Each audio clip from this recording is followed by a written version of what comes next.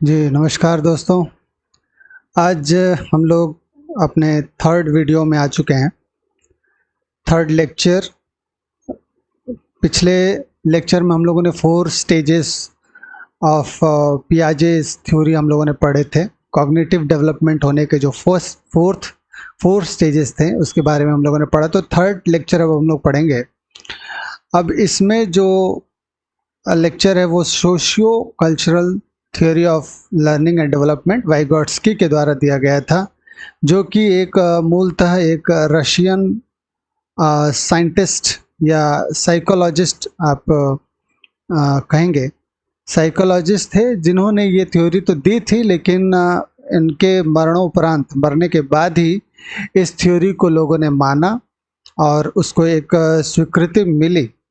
इसमें उन्होंने ये ख़ास तौर से दर्शाया है कि कैसे एक व्यक्ति के डेवलपमेंट में, उसके मस्तिष्क के डेवलपमेंट में, उसकी कॉग्निटिव डेवलपमेंट में सोसाइटी का क्या रोल होता है। इसीलिए इस थ्योरी के नाम में ही पता चल रहा है कि सोसाइटी और कल्चर का क्या प्रभाव होता है, किस तरीके से मस्तिष्क के विकास, सोचने के विकास में वो सहायक होता है। इस थ्योरी के बारे में वाइगोट्स्की ने 1896 में ही बताया था। तो उनका एक बेसिक ये कहना था कि आर्ग्यूमेंट ये था कि जो डेवलपमेंट और लर्निंग होती है वो कोऑपरेटिव प्रोसेस है। मतलब एक दूसरे के हेल्प की ज़रूरत होती है।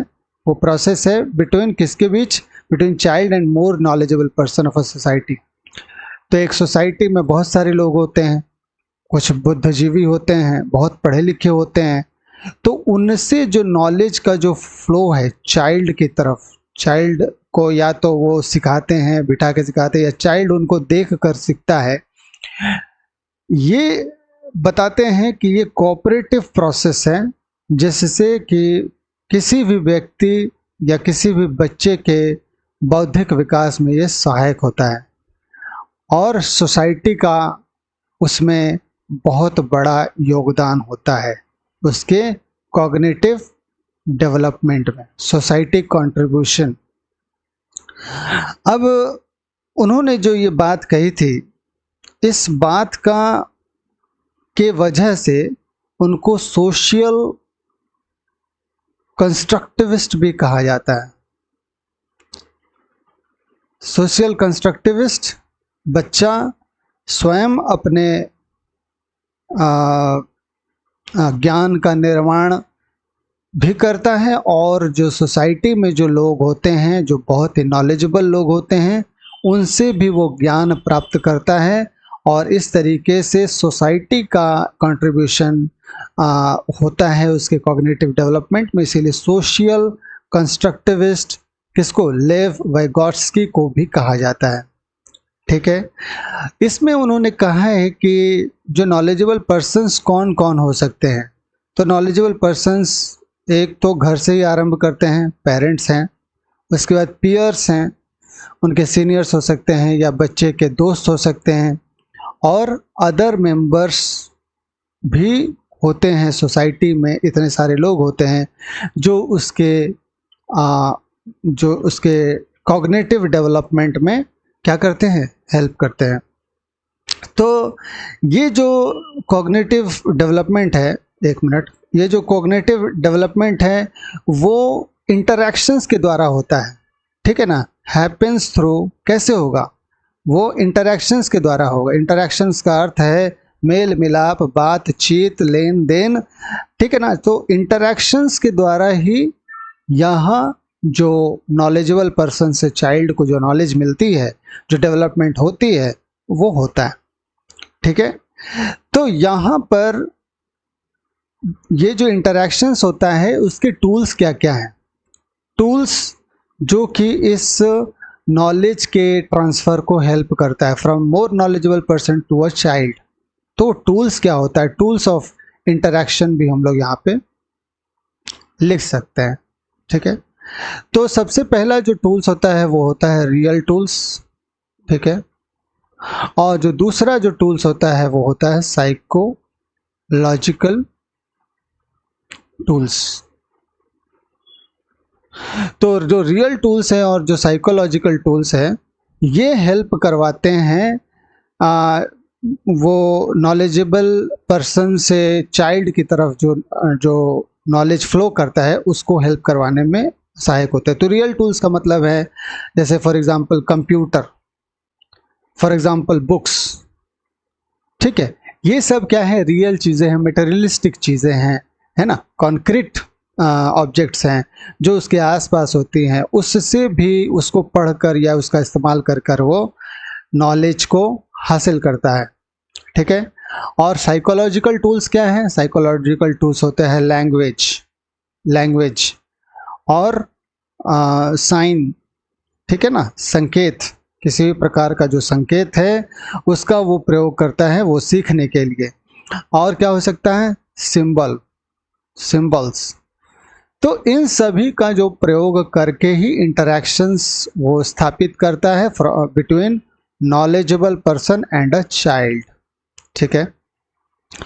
अब ये जो real tools and psychological tools है, ठीक है, इसका जो इस्तेमाल है वो डेवलपमेंट में, कॉग्निटिव डेवलपमेंट में बहुत ज़्यादा इम्पॉर्टेंट रोल प्ले करता है। अब हम लोग पढ़ते हैं inter psychological and intra psychological, ये दो इम्पॉर्टेंट टर्म है जो कि चाइल्ड के डेवलपमेंट में हेल्पफुल होते हैं, चाइल्ड के बौद्धिक विकास में बहुत ही हेल्पफुल होते हैं। तो every child starts with inter psychological process and then move to intra psychological activities. तो ये जो डेवलपमेंट होती है, जो कॉग्निटिव डेवलपमेंट होती है, ठीक है, जो सोसाइटी के द्वारा होती है, उसमें दो स्टेप्स होते हैं, दो प्रोसेसेस होते हैं। एक होता है इंटर साइकोलॉजिकल, ठीक है, और दूसरा होता है इंट्रा साइकोलॉजिकल। तो इंटर साइकोलॉजिकल का अर्थ है कि इसमें जो इंटरैक्शंस होता है, इसमें जो बातचीत होती है नॉलेज को लेकर, वो बिटवीन पीपल होती है, वो बिटवीन पीपल होते हैं। जैसे कि एक बच्चा जब बातचीत किसी दूसरे व्यक्ति से करता है, उससे नॉलेज हासिल करता है, तब उसको हम लोग क्या कहते हैं, इंटर साइकोलॉजिकल प्रोसेस, ठीक है। अब इंटर साइकोलॉजिकल जो प्रोसेस होती है वो लोगों के बीच में होती है, इन सोसाइटी, ठीक है।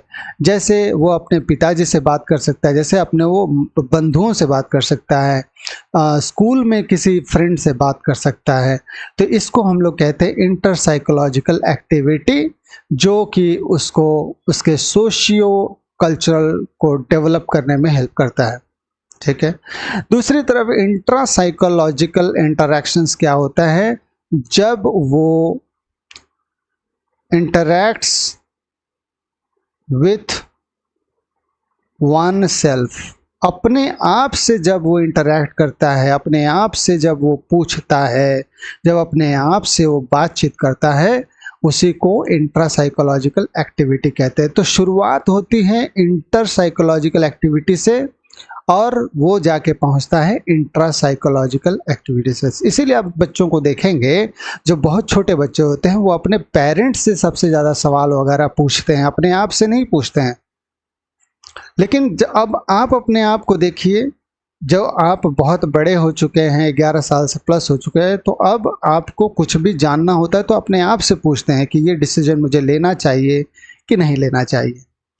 तो इंट्रा साइकोलॉजिकल जो एक्टिविटी है वो इंटर साइकोलॉजिकल एक्टिविटी के बाद आता है। और इस इंट्रा साइकोलॉजिकल एक्टिविटी में जो बच्चा अपने आप से बातचीत करता है, इसी को ही प्राइवेट, ठीक है, स्पीच कहते हैं, इसी को ही प्राइवेट स्पीच कहते हैं। तो ये जो प्राइवेट स्पीच है बहुत इंपॉर्टेंट चीज़ है। इसमें एक्चुअल में होता क्या है कि वो अपने आइडियाज़ को, वो अपने एक्शंस को अपने आप ही इवेल्युएट करता है और उस जानकारी लेता है कि क्या मैंने जो किया वो सही किया या क्या बेहतर हो सकता था और आगे मैं क्या क्या अच्छा कर सकता हूँ। तो ये प्राइवेट स्पीच का एक हिस्सा है। बच्चा अपने आप से नहीं पूछता है क्योंकि बच्चे को उतनी जानकारी नहीं होती है।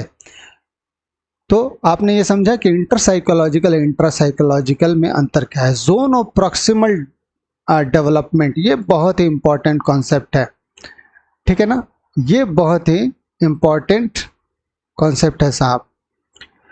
इसमें कहा गया है कि distance between actual development level, ठीक है, यहाँ पे आप ध्यान दें, actual development level determined by independent problem solving and the level of potential development and the level of potential development as determined through problem solving under adult guidance in collaboration with more capable peers, उसी को कहते हैं zone of proximal development। तो इसको मैं आसान शब्दों में आपको ये समझा देना चाहता हूँ कि बच्चे की जो एक्चुअल समझ है, एक्चुअल डेवलपमेंट लेवल है या समझ आप कह सकते हैं, और जो वो और डेवलपमेंट कर सकता है, जितना वो डेवलपमेंट और कर सकता है, उसी को कहते हैं पोटेंशियल डेवलपमेंट लेवल। इसमें जो अंतर होती है, इसमें जो गैप होती है, इसी को कहते हैं ZPD, zone of proximal development, ठीक है ना। तो इसमें वो सारे नॉलेज जो एक व्यक्ति समझ नहीं पाता है या अपने आप वो कर नहीं पाता है, उसी को गाइडेंस के माध्यम से पूरा करना। तो वो जो गैप है, वो जो नॉलेज का गैप है, उसी को कहते हैं जोन ऑफ प्रॉक्सिमल डेवलपमेंट।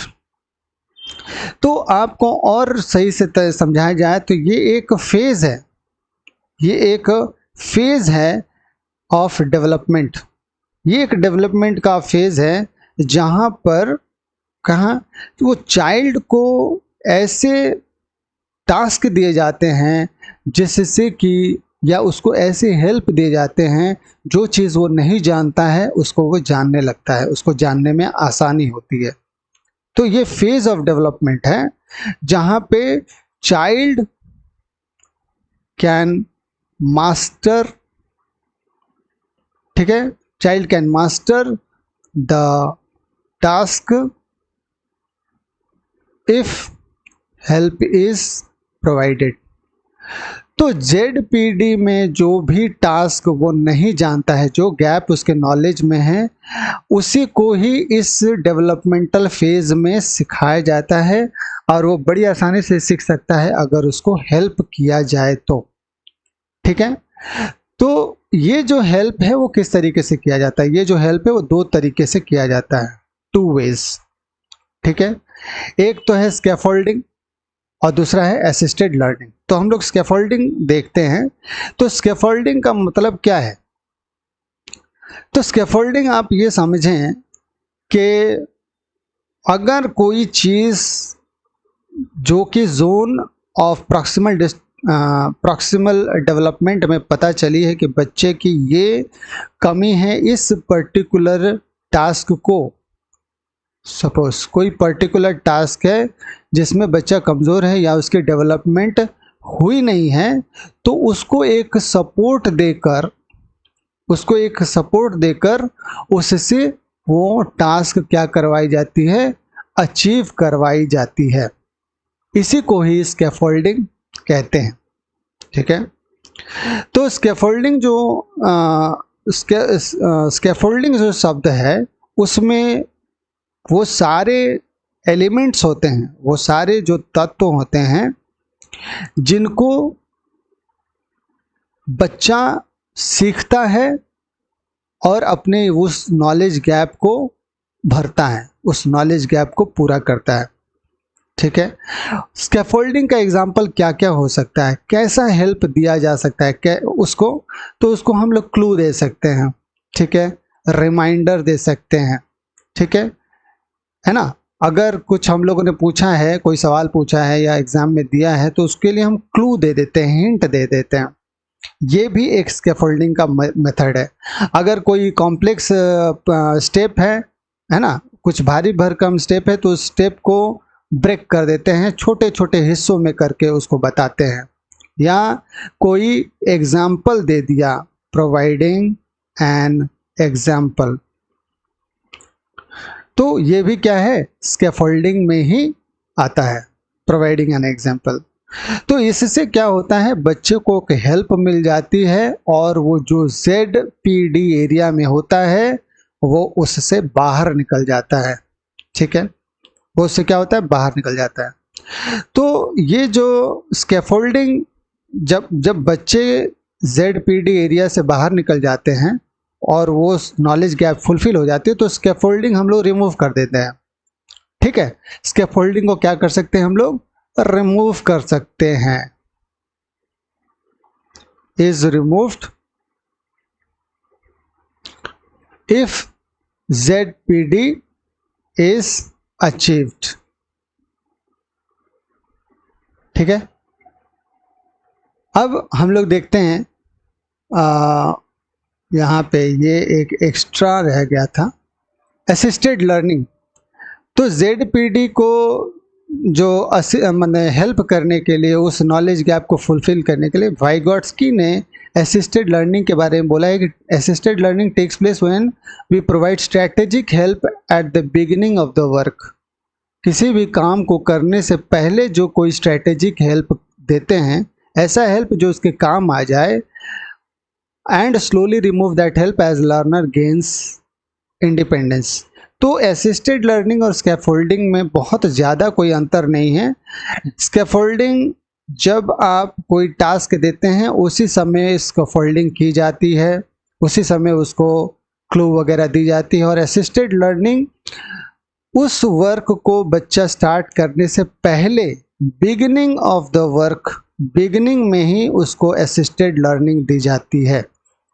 ठीक है, और वो जो असिस्टेड लर्निंग है, ठीक है ना, आप ये समझ लीजिए बेसिक जो डिफरेंस है स्कैफोल्डिंग और असिस्टेड लर्निंग में, ये सबसे बिगिनिंग में ही बच्चे को दी जाती है, बिगिनिंग फेज। जैसे फॉर एग्जांपल आप यूँ ले लें कि पढ़ाई करने से पहले या कोई टास्क स्टार्ट करने से पहले ही उसको जो भी मटेरियल्स रिक्वायर्ड मटेरियल्स थे, आपने उसको रिक्वायर्ड मटेरियल्स प्रोवाइडेड। ठीक है, तो इसको कहते हैं असिस्टेड लर्निंग। मतलब उस लर्निंग के दौरान कुछ प्रोवाइड नहीं करना, लर्निंग के पहले ही शुरुआत में प्रोवाइड करना, उसी को हम लोग असिस्टेड लर्निंग कहते हैं। ठीक है, और ये जो स्कैफोल्डिंग और असिस्टेड लर्निंग है, ये बहुत ही ज़्यादा इम्पॉर्टेंट है। किस चीज़ को फुलफिल करने के लिए, ZPD zone of proximal development के गैप को फुलफिल करने के लिए। ठीक है, language development, language develops from social interactions and personalised talk. तो वाइगोट्स्की को ये लगता था कि जो लैंग्वेज डेवलप है वो भी सोशल इंटरेक्शन से ही डेवलप करता है। ठीक है, कोई बच्चा अगर घर के ही अंदर रह जाए और लोगों से बातचीत ना करे, वो बातचीत करने का जो तरीका है वो नहीं समझ पाएगा। वो सिर्फ माता पिता से अगर बातचीत करता है तो बातचीत का जो एक ही वर्जन है, एक ही स्टाइल है, उसको समझ में आता है, और जो बातचीत के अलग अलग जो तरीके हैं, लैंग्वेज के अलग अलग जो पहलू है, उसके इस्तेमाल करने का जो तरीका है वो सीख नहीं पाता है। तो वाइगोट्स्की ने ये बताया है कि मैन के लिए, किसी भी मनुष्य के लिए लैंग्वेज बहुत बड़ी एक इंस्ट्रूमेंट होती है दुनिया से राब्ता करने के लिए। दुनिया से अगर उसको बातचीत करनी है, संपर्क स्थापित करना है, तो लैंग्वेज एक बहुत इम्पॉर्टेंट टूल है। Language is important tool. ठीक है, अब यहाँ पे होता क्या है कि जो लैंग्वेज जो एक इम्पॉर्टेंट टूल है, उसको 3 तरीके के स्पीच में डिवाइड किया गया है। ठीक है, जो जो 3 तरीके के स्पीचेस होते हैं, 3 टाइप्स ऑफ स्पीच, ठीक है, जिससे कि वह लैंग्वेज को डेवलप कर सके, लैंग्वेज को डेवलप कर सके। तो वो 3 तरह के स्पीचेस क्या होते हैं, लगता है नेक्स्ट स्लाइड में है। जो 3 तरह के स्पीचेस कौन कौन से हैं साहब? एक तो स्पीच है सोशल स्पीच, एक दूसरा है प्राइवेट स्पीच और तीसरा है साइलेंट इनर स्पीच। तो हम लोग एक एक करके बात करते हैं। तो सोशल स्पीच क्या है? सोशल स्पीच ये है कि जो भी जितने भी हम लोग एक्सटर्नल कम्युनिकेशंस करते हैं, ठीक है, मतलब मनुष्य, ऐसा नहीं कि फैमिली से बाहर, मनुष्य अपने आप से हटकर जब किसी और से बातचीत करता है, वो फैमिली मेंबर्स हो, पीयर्स हो, सोसाइटी का कोई भी व्यक्ति हो, तो उसे सोशल स्पीच कहते हैं, ठीक है। और ये जो सोशल स्पीच है वो किसी भी चीज़ के बारे में और किसी के साथ भी हो सकता है अपने अलावा, ठीक है। प्राइवेट स्पीच क्या होती है साहब? ये चिल्ड्रन के द्वारा एक सेल्फ टॉक होती है, ठीक है। तो इस सेल्फ टॉक में वो थिंकिंग और एक्शंस, अपने थिंकिंग पर, अपने किए हुए काम पर वो अपने आप से बातचीत करता है, ठीक है। तो वो जो बातचीत करता है, ये children self talk to themselves, यहाँ पे हम लिख सकते हैं टू देमसेल्व्स, ठीक है। बट विदाउट वर्बलाइजेशन, विदाउट वर्बलाइजेशन मतलब मन ही मन बात करता है। आपने सीरियल में देखा होगा, उसका मुंह नहीं चलता होता है लेकिन दिमाग में वो बातचीत करता है। इसी को कहते हैं विदाउट वर्बलाइजेशन। चिल्ड्रन सेल्फ टॉक, मन ही मन में वो बात करता रहता है, ठीक है। वो अपने आप से पूछता रहता है क्या मैंने ये जो किया है वो ठीक किया है, या मैंने सही किया है, या मैंने गलत किया है, ठीक है। सॉरी ये नहीं, to talk without, but without verbalization, नहीं, एक मिनट, यहाँ पे एक गलती हो गई। हाँ, इसमें वर्बलाइजेशन होगा, एक मिनट। Children self talk to themselves, और जिसमें विथ वर्बलाइजेशन, विथ वर्बलाइजेशन वो अपने आप से या तो मिरर के सामने खड़ा हो जाएगा और स्पीच प्रैक्टिस करेगा, अपने आप से बातचीत करेगा। इसको कहते हैं वर्बलाइजेशन, जिसमें बातचीत लिटरली आवाज़ निकलती है। सीरियल जैसी बातचीत नहीं कि मुंह नहीं चल रहा है लेकिन बातचीत मन ही मन हो रही है, उसको हम लोग कहते हैं साइलेंट इनर स्पीच।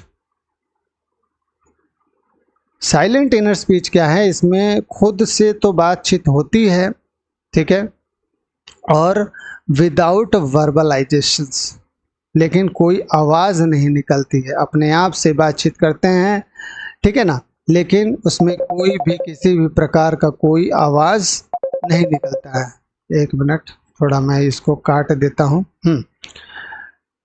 तो these are 3 types of speeches जो कि बच्चे को सीखने में हेल्प करता है ना। तो वाइगॉट्स्की जो है ये कहते हैं कि ये जो 3 तरह के जो स्पीचेस हैं वो सोसाइटी के द्वारा वो सीखता है, ठीक है। वो अपने आप से बातचीत करने के द्वारा सीखता है, वो अपने आप से बातचीत करता है बट विदाउट वर्बलाइजेशन, विदाउट वर्बलाइजेशन वो सीखता है, ठीक है। दूसरी बात यहाँ पर मैं अगर कहूँ तो वाइगॉट्स्की का ये मानना था कि जो लैंग्वेज डेवलपमेंट है बच्चों में 3 साल तक, ठीक है, लैंग्वेज डेवलपमेंट विशेष रूप से होता है और उसके बाद भी ये लैंग्वेज डेवलपमेंट होते हैं बच्चों में। तो आप लोगों ने इसके पहले सुना था कि कलेक्टिव मोनोलॉग्स, बच्चे आपस में बातचीत करते हैं लेकिन कोई किसी के बातचीत को नहीं समझता है, वही आगे चल के 3 साल के बाद बच्चे की जब उम्र 3 साल हो जाती है, उसके बाद वो साइलेंट इनर स्पीच में कन्वर्ट हो जाती है। ठीक है, साइलेंट इनर स्पीच में क्या हो जाती है? कन्वर्ट हो जाती है। दूसरी बात जो यहाँ हम लोगों को समझने वाली बात है कि Vygotsky strongly believe that language and thought are separate systems until age 3 and thereafter they get associated and interdependent. He considered private speech as transition point between social and inner speech. ठीक है, तो Vygotsky ने बहुत सारे steps बताए हैं, various steps बताए हैं लैंग्वेज डेवलपमेंट के। ठीक है ना, लैंग्वेज डेवलपमेंट जब होती है तो उसमें बहुत सारे स्टेप्स होते हैं। कुछ स्टेप्स के बारे में हम लोग बात कर लेते हैं। ठीक है, इस प्रोसेस में बच्चा जो है प्रोनाउंसिएशन सीखता है, प्रोनाउंसिएशन से उसकी लैंग्वेज डेवलपमेंट होती है। ठीक है, दूसरा वो वर्ड को अरेंज करना सीखता है, वर्ड अरेंजमेंट, कौन सा शब्द कब बोलना है, ठीक है ना, कौन से शब्द का प्रयोग करना है, जिसको हम लोग सिंटैक्स भी बोलते हैं। वर्ड अरेंजमेंट, जैसे मैं जा रहा हूँ, मैं जा रहा हूँ, मैं हूँ जा रहा, ऐसे नहीं बोलता, मैं जा रहा हूँ। प्रॉपर वर्ड का जो फॉर्मेशन है वो इस लैंग्वेज डेवलपमेंट का एक स्टेप है। ठीक है, तो वो सेंटेंस का स्ट्रक्चर भी सीखता है, सेंटेंस का स्ट्रक्चर भी सीखता है। तो ये सारी जो चीज़ें हैं वो किसी को बोलते हुए सुनता है सोसाइटी में, और वहीं से वो क्या है, चीज़ों को सीखता है। ठीक है, अंत में जो यहाँ पे मैंने वो चीज़ें बता दी हैं, हाँ, यहाँ पे मैंने वो चीज़ें बता दी हैं, स्टेप्स इन लैंग्वेज डेवलपमेंट। तो क्या क्या स्टेप्स होते हैं लैंग्वेज डेवलपमेंट के। दूसरा और अंतिम जो पॉइंट है वो ये है कि हायर लेवल पर लैंग्वेज डेवलपमेंट के समय, किसी भी हायर पॉइंट पर कोई भी बच्चा अपने ही भाषा के प्रयोग से ही सीखता है। ठीक है, अपने ही भाषा के प्रयोग से ही वो कुछ समझता है। ठीक है, तो इसीलिए कहा गया है कि at higher level of language development, ठीक है, चिल्ड्रेन लर्न एंड अंडरस्टैंड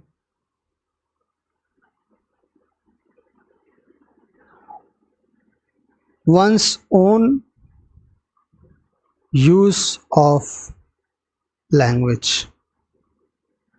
तो अपना जो लैंग्वेज का प्रयोग है वो अपने आप से ही बच्चा सीखता है जब वो उसकी उम्र बढ़ती है, और उसको पता चलता है कि लैंग्वेज को कैसे यूज़ करना है, वर्ड्स को कैसे यूज़ करना है, प्रोनाउंसिएशन कैसे करना है। तो वो सोसाइटी में रहते हुए, उसकी उम्र के बढ़ते हुए ये सारी चीज़ें वो सीखता है। ठीक है, अब हम लोग आपसे 4th लेक्चर में मिलेंगे। होप आप लोग वाइगॉट्स्की के इस थ्योरी को आप समझ चुके हैं। अलग अलग पहलुओं पे हम लोगों ने बात की है। आप अपना सुझाव कमेंट कर सकते हैं, क्या आपको और इसमें बेटर चाहिए और क्या आपको इसमें अच्छा लगा। तब तक के लिए धन्यवाद।